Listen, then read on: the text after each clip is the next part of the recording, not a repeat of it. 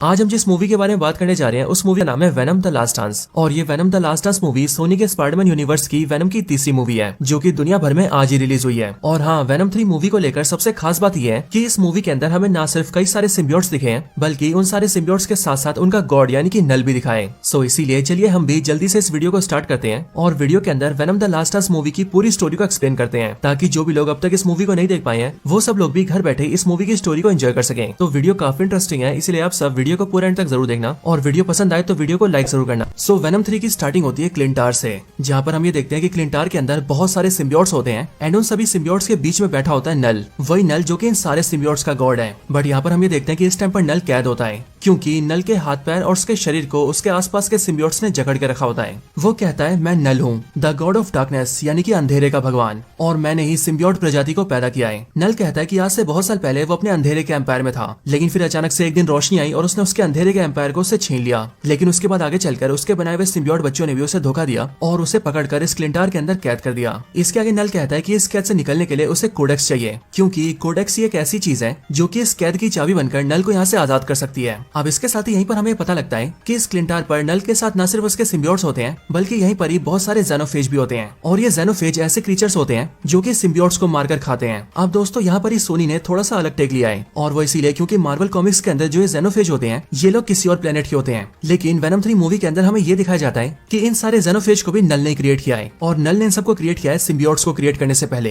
And इसीलिए यहाँ पर हम ये देखते हैं कि इन सारे जेनोफेज का कलर भी ब्लैक कलर का होता है। और इसीलिए दोस्तों यहाँ पर हमें पता लगता है कि आज से सालों पहले जब सिम्बियोट रेस नल के खिलाफ हो गई थी तब उन सब ने मिलकर तो नल को कैद कर दिया था, लेकिन ये जेनोफेज स्पीशीज अभी भी नल की वफादार है। और इसके लिए यहाँ पर हम ये देखते हैं कि नल अपने सारे जेनोफेज को ये ऑर्डर देता है कि वो यूनिवर्स के कोने कोने में फैल जाए और सभी प्लैनेट्स पर जा जाकर कोडेक्स को ढूंढे। और उन सभी जेनोफेज को जैसे ही कोडेक्स मिले वैसे वो उस कोडेक्स को नल के लिए लेकर आए ताकि नल कोडेक्स की मदद से आजाद हो सके। और इसके लिए दोस्तों नल यहाँ पर कहता है कि एक बार जैसे उसे कोडेक्स मिल जाएगा वैसे वो यहाँ से आजाद हो जाएगा और फिर उसके बाद वो पूरे यूनिवर्स को डिस्ट्रॉय करके अपने डार्कनेस के एम्पायर को फिर से बनाएगा। और फिर ये बोलने के बाद ही नल अपने आसपास बहुत सारे पोर्टल्स खोल देता है और उन पोर्टल्स की मदद से सारे जेनोफेज को यूनिवर्स के अलग अलग प्लैनेट्स पर भेज देता है ताकि वो सभी नल के लिए कोडेक्स ढूंढ सके। अब इसके बाद मूवी का इंट्रो आता है और इंट्रो के खत्म होने के बाद ही हम सीधा एडी ब्रॉक को देखते हैं। और एडी ब्रॉक इस टाइम पर उसी बार में बैठा होता है जिस बार में वो स्पाइडरमैन नो वे होम के अंदर था और हमें पता लगता है कि ये सीन भी स्पाइडरमैन नो वे होम वाला ही सीन है। यहाँ पर हम ये देखते हैं कि एडी ब्रॉक एमसीयू हीरोज के बारे में जानने की कोशिश कर रहा होता है और इसके साथ ही वो बारटेंडर से ये भी सुनता है कि इस वाले यूनिवर्स के अंदर थैनोस नाम का कोई विलन आया था जिसने कि आधे यूनिवर्स को 5 सालों के लिए गायब कर दिया था। बट हालांकि इन सब के बाद ही हम ये देखते हैं कि एडी ब्रॉक अपने वेनम सिम्बियोट के साथ अपने यूनिवर्स में वापस आने लगता है क्योंकि एज ऑफ कोर्स इसी टाइम पर डॉक्टर स्ट्रेंज अपना स्पेल कास्ट करते हैं और इसीलिए अगली पल एडी ब्रॉक और वेनम सिम्बियोट अपने यूनिवर्स में वापस आ जाते हैं। वापस आने के बाद भी एडी और वेनम ये देखते हैं कि वो लोग अपने यूनिवर्स के अंदर भी सेम उसी जगह पर हैं जिस जगह पर वो लोग एमसीयू की दुनिया में थे, यानी कि इस टाइम पर भी वो लोग मैक्सिको के उसी बार के अंदर होते हैं। और तो और उनके सामने का बारटेंडर भी बिल्कुल सेम होता है, बस फर्क सिर्फ इतना होता है कि इनके यूनिवर्स के बारटेंडर के बाल लंबे होते हैं। अब एडी ब्रॉक के यहाँ पर आते हम ये देखते हैं कि वेनम एडी की बॉडी से अपने कई सारे हाथ बाहर निकालता है और एडी ब्रॉक के लिए ड्रिंक बनाकर उसे पिलाता है। लेकिन इसी टाइम पर बारटेंडर एडी को देखता है जिस वजह से वो नोटिस कर लेता है कि एडी की बॉडी के अंदर से बहुत सारे हाथ निकल रहे हैं। लेकिन फिर इसी टाइम पर एडी ब्रॉक उसी बार में लगे हुए एक टीवी को देखता है जिस टीवी के अंदर ये न्यूज चल रही होती है कि पैट्रिक मुलिगन नाम के एक डिटेक्टिव की मौत हो चुकी है और पुलिस को यह शक है कि पैट्रिक मुलिगन को एडी ब्रॉक ने मारा है। इसके लिए पुलिस एडी ब्रॉक को ढूंढ रही है, लेकिन एडी ब्रॉक इस टाइम पर गायब है। अब एडी ब्रॉक जैसे ये न्यूज सुनता है कि पुलिस वाले उसे पैट्रिक मुलिगन का हत्यारा समझ रहे हैं, वैसे ही वो समझ जाता है कि इस टाइम पर उसका सैन फ्रांसिस्को जाना खतरे से खाली नहीं है क्योंकि अगर वो वहाँ पर जाता है तो पुलिस उसे अरेस्ट कर लेगी और अगर ऐसा होता है तो वो अपनी बेगुनाही को साबित भी नहीं कर पाएगा। लेकिन फिर इसके बाद ही वेनम सिम्बियोट एडी से बोलता है कि अब आखिरकार एडी क्या करने वाला है, जिस पर एडी वेनम को बताता है कि असल में अब वो यहाँ से सीधा न्यूयॉर्क जाएगा क्योंकि वहाँ पर वो एक जज को जानता है और एडी को उस जज के कई सारे बुरे कामों के बारे में पता है और इसीलिए एडी उस जज से मदद लेगा और अपने आप को बेगुनाह साबित करेगा। अब एडी ब्रॉक जैसे इस बात को फाइनल करता है कि उसे न्यूयॉर्क जाना है वैसे ही वो उस बारटेंडर के पैसे देता है और पैसे देकर वहाँ से निकल जाता है। लेकिन दोस्तों इसी टाइम पर हम ये देखते हैं कि बारटेंडर को पैसे देने के लिए वेनम अपना हाथ निकालता है और उसके काउंटर के ऊपर पैसे रख देता है। लेकिन इसी टाइम पर हम ये देखते हैं कि वेनम ने जब काउंटर पर पैसे रखे होते हैं तब उसी टाइम पर पैसों के साथ साथ वेनम की बॉडी का एक छोटा सा टुकड़ा वहाँ पर रह जाता है और ये टुकड़ा भी बिल्कुल वैसा ही होता है जैसा टुकड़ा वेनम ने एमसीयू यूनिवर्स में छोड़ दिया था। अब एडी ब्रॉक बाहर से निकलकर बाहर चलने लगता है, लेकिन बाहर सड़क पर चलते हुए उसे कई सारे कुत्तों की आवाजें आती है और इसीलिए उन सारे डॉग्स की आवाजों को सुनकर एडी ब्रॉक उसी जगह पर जाता है जहाँ पर वो सारे डॉग्स होते हैं। वहाँ पहुंचकर एडी और वेनम ये देखते हैं कि कुछ बुरे लोगों ने बहुत सारे डॉग्स को पिंजरों में कैद कर रखा है और शायद से वो सब लोग मिलकर इन सारे डॉग्स को बेचना चाहते हैं और इसीलिए एडी और वेनम ये डिसाइड करते हैं कि वो लोग इन सारे पिंजरों को खोलकर डॉग्स को आजाद कर देंगे। लेकिन उनके ऐसा कुछ करने से पहले वहाँ पर 3 लोग आ जाते हैं और ये तीनों वही लोग होते हैं जिन्होंने इन सारे डॉग्स को यहाँ पर कैद किया होता है। यहाँ पर एडी इन सबको जाने के लिए कहता है और वो उन तीनों से कहता है कि अगर वो लोग इन सब कुत्तों को जाने दें और चुपचाप यहाँ से निकल जाएं तो वो किसी को भी कुछ नहीं करेगा। लेकिन हम ये देखते हैं कि वो तीनों एडी की बात नहीं मानते और वो लोग एडी पर हमला कर देते हैं और उस पर गोलियां चलाते हैं, जिसके रिस्पॉन्स में वेनम सिम्बियोट बाहर आता है और एडी ब्रॉक इस मूवी में पहली बार वेनम बनता है। और फिर वेनम बनते ही वो सबसे पहले सारे डॉग्स को आजाद करता है एंड देन उन तीनों विलन्स को पकड़कर वेनम उनके सर को खा जाता है। अब इन सब के बाद एडी फिर से अपने ह्यूमन फॉर्म में आ जाता है और उन सभी डॉग्स को आजाद करवा के वो वहाँ से निकल जाता है और अपने रास्ते में आगे की तरफ बढ़ने लगता है। लेकिन इसी टाइम पर हम ये नोटिस करते हैं कि एडी के पीछे वाली बिल्डिंग पर एक जेनोफेज आ जाता है, यानी कि वही जेनोफेज जिसे नल ने भेजा है। बट एडी ब्रॉक उस जेनोफेज को देखता नहीं है एंड वो अपने रास्ते पर चलता रहता है। अब इसी की दूसरी तरफ हम ये देखते हैं कि यहाँ से बहुत दूर एक आदमी बैठा है जो कि इस टाइम पर एडी ब्रॉक पर नजर रख रहा है। और एडी ब्रॉक इस टाइम पर जिस रोड पर चल रहा है उस रोड के सीसीटीवी कैमरास एडी ब्रॉक की फुटेज कवर कर रहे हैं और इन्हीं सारे फुटेज के जरिए वो अनजान आदमी एडी ब्रॉक को देख रहा है। अब यहाँ पर हमें इस आदमी का फेस नहीं दिखाया जाता है, लेकिन ये आदमी यहाँ पर कहता है कि एडी ब्रॉक अब बाहर आ चुका है और इसीलिए अब इसे पकड़ने का वक्त आ गया है। और फिर इसके लिए ये अनजान आदमी जनरल रेक्स को फोन करता है एंड उससे कहता है कि वो एडी को पकड़ ले। और यहाँ पर इसकी बातों से हमें पता लग जाता है कि ये बंदा चाहे जो भी है लेकिन ये एडी ब्रॉक और वेनम दोनों के बारे में जानता है। अब इसके बाद ही हम सीधा जनरल रेक्स को देखते हैं जो कि इन्फॉर्मेशन मिलते ही अपनी टीम के साथ सीधा उसी बार के अंदर जाता है जहाँ पर एडी और वेनम थे। यहाँ पर पहुंचकर वो उस बार टेंडर से इन्फॉर्मेशन लेता है, जिस पर वो बार टेंडर जनरल रेक्स को बताता है कि अभी जो आदमी आया था उसके बहुत सारे हाथ थे और वो अपने हाथों को बहुत ही लंबा करके कुछ भी पकड़ रहा था। अब ये बात सुनकर ही जनरल रेक्स अपनी टीम से कहता है कि वो लोग उस बार टेंडर को बेहोश करके अपने साथ ले चलें, जिसके लिए टीम ऐसे करती है और वो उसे बेहोश करके अपनी गाड़ी में डाल देती है। लेकिन हाँ, इसके साथ ही जनरल रेक्स वेनम सिम्बियोट की बॉडी के उस छोटे से पार्ट को भी उठा लेता है जो कि वेनम की बॉडी से निकलकर काउंटर पर रह गया था। अब इसके बाद सीन शिफ्ट होता है और हम सीधा एक लेडी से मिलते हैं। अब इस लेडी का नाम होता है डॉक्टर पेन एंड हमें पता लगता है कि ये डॉक्टर पेन बेसिकली एरिया 51 के अंदर रिसर्च का काम करती है। अब दोस्तों, जो भी लोग नहीं जानते उन सबको मैं बता दूं कि बेसिकली एरिया 51 नाम की जगह यूएसए में सच में एग्जिस्ट करती है और इस जगह को लेकर ऐसा कहा जाता है कि यहाँ पर एलियंस और एलियंस से जुड़ी हुई चीजों पर रिसर्च की जाती है। एंड हमें इस मूवी के अंदर भी ऐसा ही दिखाया जाता है। हम डॉक्टर पेन को देखते हैं जो कि एरिया 51 में अपना काम करने जाती है और वहाँ पर आकर हमें पता लगता है कि बेसिकली अर्थ पर जितने भी सिम्बियोट्स मौजूद थे उन सारे सिम्बियोट्स को पकड़कर यहीं पर रखा गया है। लेकिन इसके कुछ टाइम बाद ही यहाँ पर डॉक्टर पेन से मिलने के लिए जनरल रेक्स आता है, जिसके बाद हमें पता लगता है कि जो जनरल रेक्स है वो भी असल में एरिया 51 के लिए काम करता है। यहाँ पर जनरल रेक्स ने बार के अंदर से वेनम की बॉडी के जिस छोटे से टुकड़े को पकड़ा होता है वो उसे भी डॉक्टर पेन को दे देता है ताकि वो उस पर रिसर्च कर सके। लेकिन फिर कुछ टाइम बाद ही डॉक्टर पेन जनरल रेक्स को लेकर सीधा एक रूम के पास जाती है और वहाँ रूम के अंदर के एक बंदे को देखने लगती है। हम ये नोटिस करते हैं कि उस रूम के अंदर पैट्रिक मुलिगन है जो कि इस टाइम पर जिंदा है और एरिया 51 की कैद में है। यहाँ पर डॉक्टर पेन और जनरल आपस में बात करते हुए कहते हैं कि जब हमें मिला था तब उस टाइम पर ये मरा हुआ था और इसके लिए हमने एक सिम्बियोट से इसका बॉन्ड करवाया जिस वजह से अब ये जिंदा हो चुका है। एंड फिर यहीं से दोस्तों हमें पता लगता है कि सोनी के स्पाइडरमैन यूनिवर्स के अंदर कोई सिम्बियोट किसी मरे हुए को भी जिंदा कर सकता है। अब इसके बाद ही हमें नोटिस करते हैं कि पैट्रिक मुलिगन एकदम से खड़ा हो जाता है और वो रूम के शीशे के पास आता है एंड वो डॉक्टर पेन और जनरल से बात करते हुए उनसे कहता है कि तुम सबके ऊपर बहुत ही बड़ा खतरा आने वाला है। इसके बाद ही हमें पता लगता है कि असल में पैट्रिक मुलिगन जो भी बोल रहा है वो असलियत में उसके सिम्बियोट के शब्द है, जिसका मतलब इस टाइम पर पैट्रिक मुलिगन नहीं बल्कि उसका सिम्बियोट उनसे बातें कर रहा है। यहाँ पर पैट्रिक मुलिगन के अंदर का सिम्बियोट जनरल और डॉक्टर पेन को नल के बारे में बताता है और इस सिम्बियोट को भी नल के बारे में इसीलिए पता है क्योंकि सोनी के स्पाइडरमैन यूनिवर्स के सारे सिम्बियोट्स हाइव माइंड से कनेक्टेड है। वो सिम्बियोट उन्हें बताता है कि जिसने उन सबको क्रिएट किया है उसका नाम नल है और वो अंधेरे का भगवान है। लेकिन आज से बहुत साल पहले उन सारे सिम्बियोट्स ने मिलकर नल को कैद कर दिया था, पर अब नल आजाद होना चाहता है और इसीलिए अब वो कोडेक्स को हासिल करना चाहता है ताकि कोडेक्स से वो खुद को आजाद कर ले। अब इसके बाद सीन शिफ्ट होता है और हम सीधा एडी को देखते हैं। हम ये देखते हैं कि एडी ब्रॉक वेनम सिम्बियोट बनकर एक प्लेन से चिपक गया है और वो उसी प्लेन के जरिए हवा में उड़ के न्यूयॉर्क आ रहा है। लेकिन इसके अगले पल एक जेनोफेज वेनम को ट्रेस करता हुआ उसी प्लेन के ऊपर आ जाता है, जिसके बाद उसी प्लेन पर वेनम और जेनोफेज की फाइट होती है। और हम यहाँ पर ये देखते हैं कि जेनोफेज को वेनम की बॉडी के अंदर कोडेक्स दिख रहा होता है जो कोडेक्स वेनम के गले पर होता है। लेकिन यहाँ पर वेनम किसी तरह से जेनोफेज को चकमा दे देता है और वो प्लेन से कूदकर एक पैराशूट खोलता है और एडी को बचा लेता है। नीचे आकर एडी ब्रॉक वेनम से पूछता है कि आखिर वो क्रीचर कौन था और आखिरकार वो उन पर हमला क्यों कर रहा था। इसका जवाब देते हुए वेनम एडी को बताता है कि असल में वो एक जेनोफेज था और वो यहाँ पर उनसे उनका कोडेक्स लेने आया था। अब वेनम की बातें सुनकर एडी को कुछ भी समझ नहीं आता है, इसीलिए एडी उससे कहता है कि आखिरकार ये सब क्या चल रहा है, जो सुनकर वेनम एडी को सब कुछ शुरुआत से बताता है। वेनम एडी को बताता है कि असल में उन सभी सिम्बियोट्स को एक गॉड ने क्रिएट किया है जिस गॉड का नाम है नल। लेकिन उसी नल ने सभी सिम्बियोट्स को क्रिएट करने के साथ साथ सारे जेनोफेज को भी क्रिएट किया है, यानी कि वही क्रीचर जो कि उन पर हमला करने आया था। लेकिन आज से बहुत साल पहले सारे सिम्बियोट्स से मिलकर नल को क्लिंटार के अंदर कैद कर दिया था, पर अब नल आजाद होना चाहता है और आजाद होने के लिए उसे कोडेक्स चाहिए। अब इसके बाद कोडेक्स के बारे में बताते हुए वेनम सिम्बियोट एडी से कहता है कि एक सिम्बियोट के अंदर अपने होस्ट को फिर से जिंदा करने की पावर्स होती है और इसीलिए मान लो अगर किसी सिम्बियोट का होस्ट मर गया तो वो सिम्बियोट अपने होस्ट को फिर से जिंदा कर सकता है। लेकिन जैसे कोई सिम्बियोट अपने होस्ट को फिर से जिंदा करता है वैसे उसके और उसके होस्ट की बॉडी के अंदर एक एनर्जी डेवलप हो जाती है और वही एनर्जी असल में कोडेक्स है और यही कोडेक्स नल को चाहिए जिससे कि वो खुद को क्लिंटार नाम की जेल से आजाद कर सके। अब वेनम की बात सुनकर एडी उससे कहता है कि अच्छा है कि हमारे पास तो कोई कोडेक्स नहीं है क्योंकि मैं तो कभी नहीं मरा हूं। पर ये सुनते ही वेनम एडी से कहता है कि तुम एक बार मर चुके हो और फिर इसके बाद ही हमें एक पुराना सीन दिखाया जाता है जो सीन वेनम 1 मूवी का होता है। एंड यहाँ पर हम ये देखते हैं कि एडी ब्रॉक की मौत हो जाती है, जिसके बाद वेनम सिम्बियोट एडी को फिर से जिंदा करता है। एंड अब इसी वजह से वेनम सिम्बियोट और एडी की बॉडी के अंदर कोडेक्स आ चुका है। लेकिन यहीं पर ही वेनम एडी से ये भी कहता है कि जेनोफेज को कोडेक्स सिर्फ तभी दिखाई देता है जब वो एडी ब्रॉक को पूरी तरह से वेनम में ट्रांसफॉर्म करता है, क्योंकि जैसे एडी ब्रॉक पूरी तरह से वेनम बनता है वैसे उसके गले पे जो कोडेक्स है वो पूरी तरह से चमकने लगता है और जेनोफेज को कोडेक्स से सिग्नल मिलने लगता है, जिस वजह से जेनोफेज बहुत दूर से भी कोडेक्स को ढूंढकर वहां पर आ जाता है। और इसके लिए वेनम एडी से कहता है कि जब तक हमारे पर जेनोफेज का खतरा है तब तक वो एडी को पूरी तरह से ट्रांसफॉर्म नहीं करेगा, क्योंकि अगर ऐसा हुआ तो जेनोफेज उसे ढूंढकर वहां पर आ जाएगी और फिर वो एडी और वेनम दोनों को मारकर कोडेक्स को लेकर सीधा नल को दे देगी, जिसके बाद वो दोनों तो मरेंगे ही बल्कि नल भी आजाद हो जाएगा। अब इसके बाद एडी और वेनम आगे बढ़ते हैं और थोड़ा आगे आते उन्हें घोड़ा दिखता है, जिसके बाद ही वो दोनों डिसाइड करते हैं कि वेनम घोड़े से बॉन्ड होगा ताकि वो एडी को जल्दी से वहां से ले जा सके। इसके लिए वेनम घोड़े से बॉन्ड होता है और वेनमाइज्ड हॉर्स बनके जल्दी से एडी को वहां से ले जाने लगता है। लेकिन चलते चलते जैसे वो लोग नदी के पास पहुंचते हैं वैसे हम ये देखते हैं कि जनरल रेक्स और उसकी टीम एडी को ढूंढ लेती है और उसे ढूंढते ही उस पर अटैक भी कर देती है। लेकिन यहाँ पर वेनम एडी को बचाने की पूरी कोशिश करता है, जिसके लिए वो एक फ्रॉग से भी बॉन्ड होता है और एक फिश से भी बॉन्ड होता है। लेकिन जब वेनम के पास कोई भी चारा नहीं बचता तब वो एडी से प्रॉपर्ली बॉन्ड हो जाता है। पर उसके ऐसा होते हम ये देखते हैं कि जेनोफेज वेनम को ट्रैक कर लेती है और वो बहुत तेजी से वेनम के पास आ जाती है। लेकिन जेनोफेज के वहां पर आते ही जनरल रेक्स की जो टीम होती है वो उससे डर जाती है और वो जेनोफेज पर फायरिंग करने लगती है। लेकिन इसी मौके का फायदा उठाकर वेनम जल्दी से एडी की बॉडी में घुस जाता है और एडी ब्रॉक को वहां से निकाल लेता है, जिसके बाद ही एडी ब्रॉक और वेनम जनरल रेक्स और जेनोफेज दोनों से बच जाते हैं। इसके बाद ही एडी जंगल में आगे बढ़ने लगता है और वो जैसे थोड़ा आगे जाता है वैसे वो एक आदमी से मिलता है, जिस आदमी का नाम होता है मार्टिन। और मार्टिन यहाँ पर अपनी फैमिली के साथ होता है, जिसकी फैमिली में उसकी वाइफ और 2 बच्चे भी होते हैं। यहाँ पर मार्टिन एडी को अपने साथ खाना खिलाता है और पूछे जाने पर मार्टिन एडी को बताता है कि वो असल में एरिया 51 के पास जा रहा है, क्योंकि उसने ये सुना है कि वहाँ पर एलियंस होते हैं और उसका हमेशा से ये सपना रहा है कि वो एलियंस को देखे एंड इसीलिए वो अपनी फैमिली को लेकर वहाँ पर एलियंस देखने जा रहा है। अब मार्टिन की बातें सुनकर एडी को ये समझ में आ जाता है कि मार्टिन काफी भोला वाला और अच्छा इंसान है और इसके लिए एडी मार्टिन से हेल्प मांगता है एंड उससे कहता है कि मार्टिन उसे अपने साथ न्यूयॉर्क सिटी तक छोड़ दे, जिसके लिए मार्टिन मान जाता है और वो एडी को अपनी गाड़ी में बिठाकर उसे न्यूयॉर्क तक छोड़ देता है। जिसके बाद ही मार्टिन अपनी फैमिली को लेकर एरिया 51 के लिए निकल जाता है। यहाँ पर आने के बाद ही एडी ब्रॉक छुपने के लिए अपने कपड़े बदलता है और सीधा एक कसिनो में चला जाता है। लेकिन उसी कसिनो के अंदर वो मिसेस चैन से मिलता है, जिसके बाद ही मिसेस चैन एडी को देखकर बहुत खुश होती है एंड वो उसे अपने साथ अपने घर ले जाती है। यहाँ पर मिसेस चैन काफी खुश होती है और इसीलिए वो एडी के सामने डांस करती है एंड वो एडी से कहती है कि वो भी डांस करे, जिस पर हम ये देखते हैं कि एडी तो मना कर देता है, लेकिन वेनम एक्साइटमेंट में आकर डांस करने लगता है और वो एडी को प्रॉपर्ली वेनम में ट्रांसफॉर्म कर देता है। बट जैसे ऐसा होता है वैसे जेनोफेज उसे ट्रैक करते हुए वहां पर आ जाती है। बट जेनोफेज को देखकर वेनम फिर से एडी की बॉडी में घुस जाता है, जिसके बाद ही जेनोफेज उसे ट्रैक नहीं कर पाती है एंड वो चुपचाप वहां से चली जाती है। लेकिन जेनोफेज के वहां से जाने के बाद ही हम ये देखते हैं कि जनरल रेक्स और उसकी टीम भी वहां पर आ जाते हैं, क्योंकि उन्होंने भी एडी ब्रॉक को ढूंढ लिया था और इसीलिए वहां पर आने के बाद ही वो लोग एडी ब्रॉक को बेहोश कर देते हैं और एक डिवाइस का यूज करके उसकी बॉडी से वेनम को बाहर निकालकर उसे कंटेनर में कैद कर देते हैं। और फिर वो लोग एडी ब्रॉक और वेनम दोनों को लेकर सीधा एरिया 51 के लैब में आ जाते हैं। इधर एडी ब्रॉक को जैसी होश आता है वैसे वो देखता है कि वो एरिया 51 के लैब के अंदर है, लेकिन जैसे उसे होश आता है वैसे हम ये देखते हैं कि जनरल रेक्स सीधा एडी के पास आता है और वो एडी को शूट कर देता है ताकि एडी की जान चली जाए। लेकिन इसी लैब के अंदर जो डॉक्टर पेन की असिस्टेंट होती है, जिसका नाम डॉक्टर सैडी होता है, उसने असल में वेनम के कंटेनर को खोल दिया होता है, जिस वजह से वेनम सिम्बियोट उसकी बॉडी से होता हुआ सीधा एडी की बॉडी में घुस जाता है। और जैसे ऐसा होता है वैसे एडी ब्रॉक की जान बच जाती है और वो प्रॉपर्ली वेनम बन जाता है। लेकिन उसके वेनम बनते ही जेनोफेज उसे ट्रैक कर लेती है और वो भी सीधा उस लैब के अंदर घुस जाती है और लैब के अंदर आते ही वो पूरे लैब को डिस्ट्रॉय करने लगती है और बारी बारी करके जनरल रेक्स के सारे आदमियों को भी मारने लगती है। अब ये देखकर डॉक्टर पेन की जो असिस्टेंट होती है यानी कि डॉक्टर सैडी, वो बारी बारी करके सारे सिम्बियोट्स के कंटेनर को भी खोल देती है ताकि सारे सिम्बियोट्स मिलकर वेनम की हेल्प कर सके और वो सब मिलकर जेनोफेज को हरा सके। और इसीलिए जैसे सारे सिम्बियोट्स अपने कंटेनर से बाहर निकलते हैं वैसे वो अपने आसपास के लोगों से बॉन्ड होते हैं और जेनोफेज का मुकाबला करने लगते हैं। बट यहाँ पर हम ये देखते हैं कि जेनोफेज इन सारे सिम्बियोट्स से काफी पावरफुल होती है और इसीलिए वो इनमें से कुछ सिम्बियोट्स को पकड़ करते उन्हें खा भी जाती है। लेकिन वेनम इस बात का फायदा उठाता है और वो जल्दी से एडी की बॉडी में आ जाता है, जिससे कि जेनोफेज वेनम को ट्रैक नहीं कर पाती है। और फिर अगले पल एडी ब्रॉक उस लैब से बाहर निकल जाता है और बाहर खुले इलाके में आ जाता है। लेकिन बाहर आने के बाद ही एडी नोटिस करता है कि वहाँ पर मार्टिन और उसकी फैमिली भी आई हुई है। लेकिन अब क्योंकि जेनोफेज की वजह से मार्टिन और उसकी फैमिली को नुकसान हो सकता था, इसलिए एडी जल्दी से उनके पास जाता है और वो उन सबको सेफली वहाँ से बाहर निकाल देता है। इसके साथ ही दूसरी साइड हम ये देखते हैं कि अब सारे सिम्बियोट्स मिलकर जेनोफेज पर भारी पड़ने लगते हैं। लेकिन जैसे ऐसा होता है वैसे जेनोफेज बहुत जोर से स्क्रीम करने लगती है एंड वो चिल्लाकर अपने दूसरे साथियों को सिग्नल दे देती है, जिससे कि हम ये देखते हैं कि उसके आसपास बहुत सारे पोर्टल्स खुलते हैं एंड वहाँ पर और भी 4-5 जेनोफेज आ जाते हैं। और फिर इसीलिए ये सब देखकर एडी ब्रॉक वेनम बनता है और वो भी सारे सिम्बियोट्स के साथ मिलकर सभी जेनोफेज से फाइट करने लगता है। लेकिन अब क्योंकि इतने सारे जेनोफेज सिम्बियोट्स पर बहुत भारी थे, इसीलिए सिम्बियोट्स की हार होने लगती है। और सिर्फ यही नहीं बल्कि वेनम और एडी ब्रॉक भी बहुत ज्यादा घायल हो जाते हैं। और फिर इसके लिए वेनम सिम्बियोट एडी ब्रॉक को थोड़ा दूर लेकर आता है एंड वो एडी से कहता है कि अब उसके पास इन सारे जेनोफेज को हराने का सिर्फ एक ही तरीका है और इसके लिए उसे और एडी को साथ मिलकर जेनोफेजेस का सामना करना होगा। जिसके बाद ही हम ये देखते हैं कि एडी ब्रॉक एक बार फिर से वेनम बनता है और सभी जेनोफेज के पास आने लगता है, जो देखकर सारे जेनोफेज भी वेनम को घेर लेते हैं। लेकिन फिर इसके बाद ही वेनम अपने कई सारे टेंटिकल्स निकालता है और उन सारे जेनोफेज को भी खुद से बॉन्ड करने लगता है, यानी कि वो उन सबको भी खुद में मिला लेता है। और फिर ऐसा करने के बाद ही वेनम पास की एक ऐसी जगह पर आ जाता है जहाँ पर बहुत ही पावरफुल एसिड रखा होता है और वो ऐसा एसिड होता है जो कि कुछ भी खत्म कर सकता है। और यहाँ पर वेनम का प्लान होता है कि अब वो इन सारे जेनोफेज को उसी एसिड से मार दे और इसीलिए वेनम जैसे उन सबको लेकर एसिड के पास जाता है वैसे वहाँ पहुंचने के ठीक पहले वो एडी ब्रॉक अपनी बॉडी से निकालकर दूर कर देता है ताकि वो एडी की जान बचा सके। एंड फिर उसके बाद ही वेनम सारे जेनोफेजेस को लेकर एसिड के नीचे आ जाता है, जिसके इसके बाद ही उस खतरनाक एसिड की वजह से वो सारे ज़ेनोफेज धीरे धीरे करके खत्म हो जाते हैं। लेकिन उस सबके साथ साथ वेनम सिम्बियोट भी मारा जाता है। पर इस तरह से अपने मरने के साथ साथ वेनम सिम्बियोट सारे ज़ेनोफेजेस को भी खत्म कर देता है और वेनम के साथ साथ एडी ब्रॉक भी बहुत सारी इंजरीज की वजह से बेहोश हो जाता है। लेकिन फिर इसके साथ ही हम ये भी देखते हैं कि जो डॉक्टर पेन होती है वो एक कंटेनर से एक सिम्बियोट को निकालती है एंड वो सिम्बियोट और कोई नहीं बल्कि स्कॉन सिम्बियोट होती है एंड इसीलिए डॉक्टर पेन स्कॉन सिम्बियोट से बॉन्ड होकर स्कॉन बनती है और अपने असिस्टेंट को लेकर वहां से निकल जाती है। इसके बाद जब एडी ब्रॉक की आंखें खुलती है तब वो ये देखता है कि वो इस टाइम पर एक हॉस्पिटल के अंदर है। यहाँ पर एडी ब्रॉक से मिलने के लिए यूएस मिलिट्री का एक सीनियर ऑफिसर आता है और वो यहाँ पर आकर एडी को थैंक यू बोलते हुए उससे कहता है कि एडी ब्रॉक ने ज़ेनोफेज नाम के उन सारे एलियन क्रीचर से हम लोगों को बचाया है और एडी एंड उसके वेनम सिम्बियोट की वजह से ही एक बहुत बड़ी अनहोनी होने से बच गई है और इसीलिए वो ऑफिसर एडी को उसके सारे चार्जेस से फ्री कर देता है एंड वो एडी से कहता है कि अब से एडी ब्रॉक अपनी लाइफ को आराम से जी सकता है। अब इसके अगले सीन में हम ये देखते हैं कि एडी ब्रॉक अपनी लाइफ को नॉर्मली जीने लगता है लेकिन एडी को अपने वेनम सिम्बियोट की बहुत याद आती है। लेकिन फिर इसके साथ ही ये मूवी खत्म हो जाती है। अब दोस्तों मूवी के खत्म होने के बाद इस मूवी के अंदर 2 पोस्ट क्रेडिट सीन्स आते हैं जिनमें से पहले सीन के अंदर हम नल को देखते हैं। इस सीन में हमें नल का प्रॉपर फेस दिखाया जाता है और यहाँ पर नल कहता है कि अब मैं पूरे यूनिवर्स को डिस्ट्रॉय करके रख दूंगा। सो इसीलिए इस वाले सीन से हमें पता लगता है कि गॉड ऑफ सिम्बियोट्स नल को मूवीज के अंदर आगे भी यूज किया जाएगा। बाकी इसके साथ ही बात करें दूसरे सीन के बारे में तो इस दूसरे वाले सीन के अंदर हमें वही बारटेंडर दिखता है जिसे जनरल रेक्स पकड़ के एरिया 51 में लाया था। यहाँ पर हम ये देखते हैं कि बारटेंडर एरिया 51 के बाहर खड़ा होता है और वो ये देख रहा होता है कि आसपास की सारी चीजें डिस्ट्रॉय हो चुकी है और इसीलिए उसे समझ में नहीं आ रहा होता है कि आखिरकार यहाँ पर क्या हुआ है। लेकिन फिर यहीं पर ही हम ये भी देखते हैं कि उस बारटेंडर के थोड़ा दूरी पर ही वेनम सिम्बियोट की बॉडी का वही टुकड़ा होता है जिसे जनरल रेक्स ने बारटेंडर के बाहर से पकड़ा था। लेकिन ये सीन भी यहीं पर खत्म हो जाता है। सो दोस्तों ये वाला सीन बेसिकली हमें बताता है कि सोनी के स्पाइडरमैन यूनिवर्स के अंदर वेनम अभी भी जिंदा है क्योंकि वेनम की बॉडी का जो छोटा सा टुकड़ा बच गया है वही आगे चलकर यहाँ का वेनम बनेगा और शायद से हो सकता है कि वो सबसे पहले बारटेंडर के साथ ही बॉन्ड हो। लेकिन अब एक्चुअल में होता क्या है ये सब तो हमें आगे पता लगेगा।